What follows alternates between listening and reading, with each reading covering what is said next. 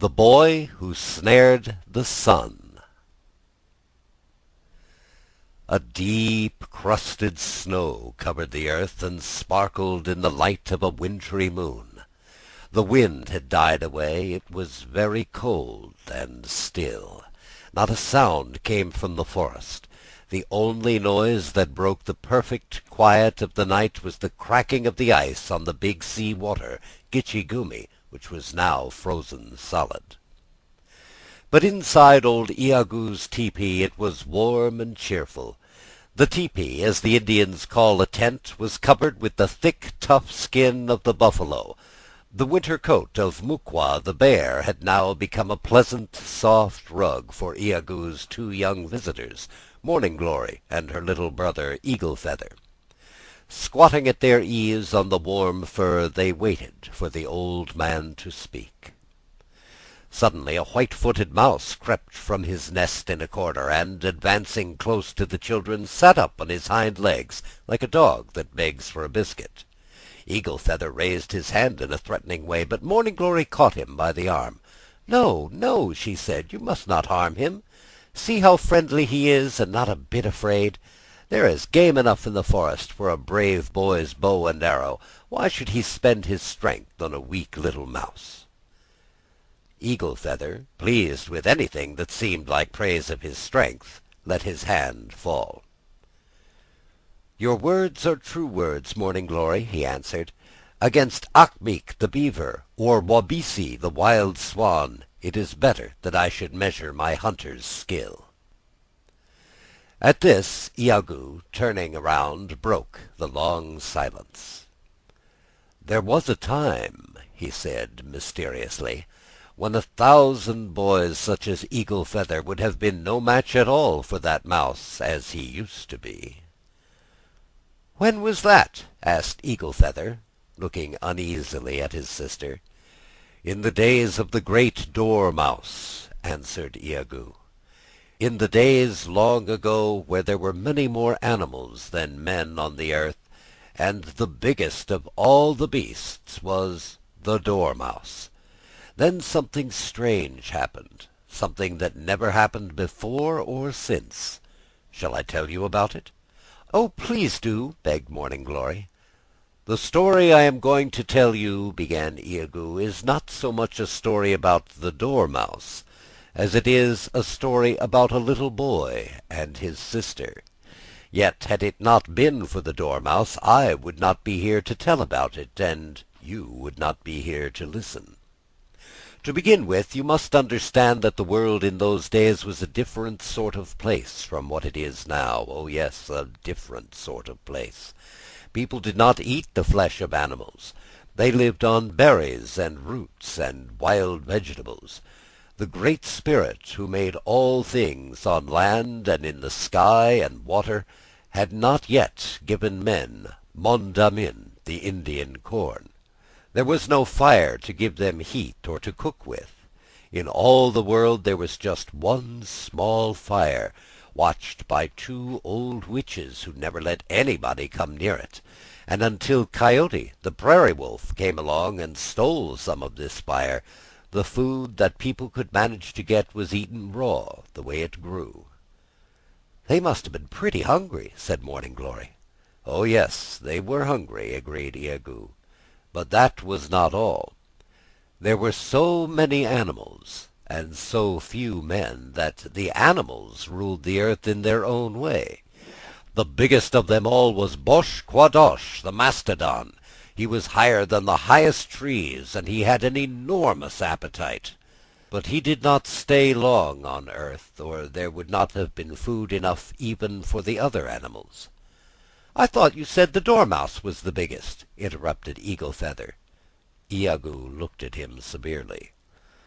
"At the time I speak of," he continued, "Bosh-Quadosh, the mastodon, had just gone away. He had not gone a bit too soon either, for by this time the only people left on the whole earth were a young girl and her little brother." "Like Eagle Feather and me?" asked Morning Glory. "The girl was much like you," said Iagoo patiently. But the boy was a dwarf who never grew to be more than 3 feet high. Being so much stronger and larger than her brother, she gathered all the food for both, and cared for him in every way. Sometimes she would take him along with her when she went to look for berries and roots. "He's such a little boy," she said to herself, "that if I leave him all alone, some big bird may swoop down and carry him off to its nest."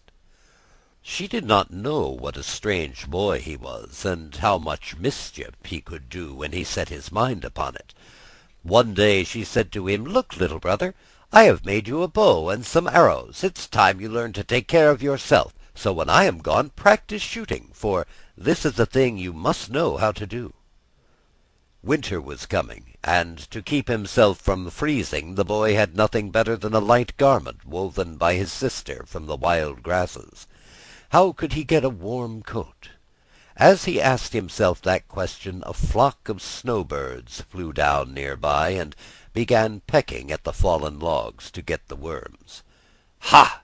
said he, "their feathers would make me a fine coat." Bending his bow, he let an arrow fly, but as he had not yet learned how to shoot straight, it went wide of the mark. He shot a second and a third.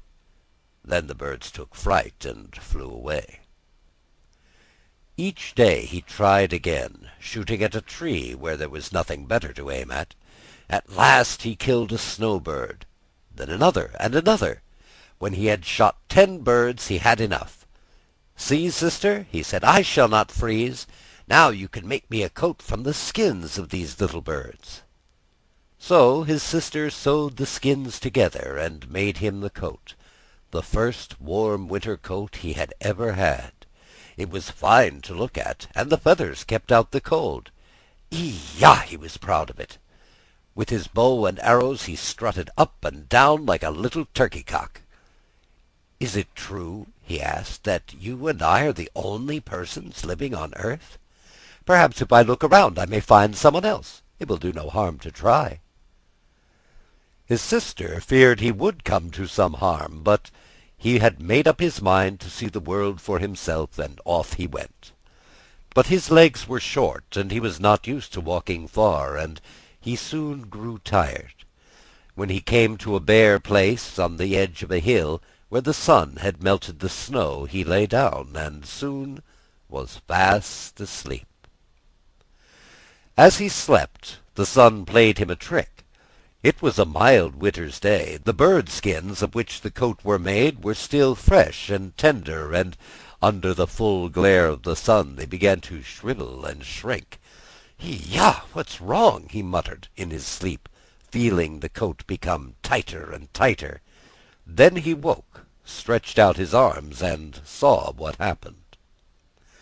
The sun was nearly sinking now. The boy stood up and faced it and shook his small fist. "See what you have done!" he cried with a stamp of his foot. "You have spoiled my new bird-skin coat. Never mind. You think yourself beyond my reach up there, but I'll be revenged on you. Just wait and see." "But how could he reach the sun?" asked Morning Glory, her eyes growing rounder and rounder. "That is what his sister said when he told her about it," said Iagoo. "And what do you think he did? First he did nothing at all but stretch himself out on the ground, where he lay for 10 days without eating or moving. Then he turned over on the other side and lay for 10 days more. At last he rose to his feet. "I have made up my mind," he said. "Sister, I have a plan to catch the sun in a noose. Find me some kind of cord from which I can make a snare." She got some tough grass and twisted it into a rope. "That will not do," he said. "You must find something stronger." He no longer talked like a little boy, but like one who was to be obeyed. Then his sister thought of her hair. She cut enough from her head to make a cord, and when she had plaited it, he was much pleased, and said it would do. He took it from her and drew it between his lips, and as he did this, it turned into a kind of metal, and grew much stronger and longer, till he had so much that he wound it round his body. In the middle of the night he made his way to the hill, and there he fixed a noose at the place where the sun would rise. He had to wait a long time in the cold and darkness, but at last a faint light came into the sky. As the sun rose, it was caught fast in the noose, and there it stayed. Iagoo stopped talking and sat looking into the fire. One might have supposed that when he did this he saw pictures in the flames and in the red coals, and that these pictures helped him to tell the story. But Morning Glory was impatient to hear the rest. "Iagoo," she said timidly, "did you forget about the dormouse?" "Yeah, the dormouse, no. I have not forgotten," answered the old man, rousing himself. When the sun did not rise as usual, the animals could not tell what had happened. Ajidamo, the squirrel, chattered and scolded from the branch of a pine tree. Kagaji, the raven, flapped his wings and croaked more hoarsely than ever to tell the others that the end of the world had come. Only Mukwa, the bear, did not mind. He had crept into his cave for the winter, and the darker it was, the better he liked it. Wabon, the east wind, was the one who brought the news. He had drawn from his quiver the silver arrows with which he chased the darkness from the valleys, but the sun had not risen to help him, and the arrows fell harmless to the earth. "Wake! Wake!" he wailed. "Someone has caught the sun in a snare. Which of the animals will dare to cut the cord?" But even Coyote, the prairie wolf, who was the wisest of them all, could think of no way to free the sun. So great was the heat thrown out by its rays that he could not come within an arrow's flight of where it was caught fast in the magical noose of hair. "Leave it to me!" screamed Ken-Yu, the war eagle, from his nest on the cliff. "It is I alone who soar to the sky and look the sun in the face without winking. Leave it to me!" Down he darted through the darkness, and up he flew again with his eagle feathers singed. Then they woke the dormouse. They had a very hard time doing it, because when he once went to sleep he stayed asleep for 6 months, and it was almost impossible to arouse him. Coyote crept close to his ear and howled with all his might. It would have split the eardrum of almost any other animal. But Kugabin-Gua-Kwa, the dormouse, only groaned and turned over on his other side, and Coyote had a narrow escape from being mashed flat like a corn cake. "There is only one thing that will wake him," said Coyote, getting up and shaking himself. "I will run to the mountain cave of Animiki, the thunder. His voice is even more terrible than mine." So off he went at a gallop. Soon they could hear Animiki coming. Boom! Boom! When he shouted in the ear of the dormouse, the biggest beast on earth rose slowly to his feet. In the darkness he looked bigger than ever, almost as big as a mountain. Animiki the thunder shouted once more to make sure that the dormouse was really wide awake and would not go to sleep again. "Now," said Coyote to the dormouse, "it is you that will have to free the sun. If he burned one of us, there would be little left but bones, but you are so big that if part of you is burned, there will still be enough. Then in that case you would not have to eat so much, or work so hard to get it." The dormouse was a stupid animal, and Coyote's talk seemed true talk. Besides, he was the biggest animal. He was expected to do the biggest things. So he made his way to the hill where the little boy had snared the sun, and began to nibble at the noose. As he nibbled away, his back got hotter and hotter. Soon it began to burn, till all the upper part of him had burned away and become great heaps of ashes. At last, when he had cut through the cord with his teeth and set the sun free, all that was left of him was an animal no larger than an ordinary mouse. What he became then, so he is today. Still, he is big enough for a mouse, and perhaps that is what Coyote really meant Coyote, the prairie wolf, is a cunning beast, up to many tricks, and it is not always easy to tell exactly what he means. So ends The Boy Who Snared the Sun.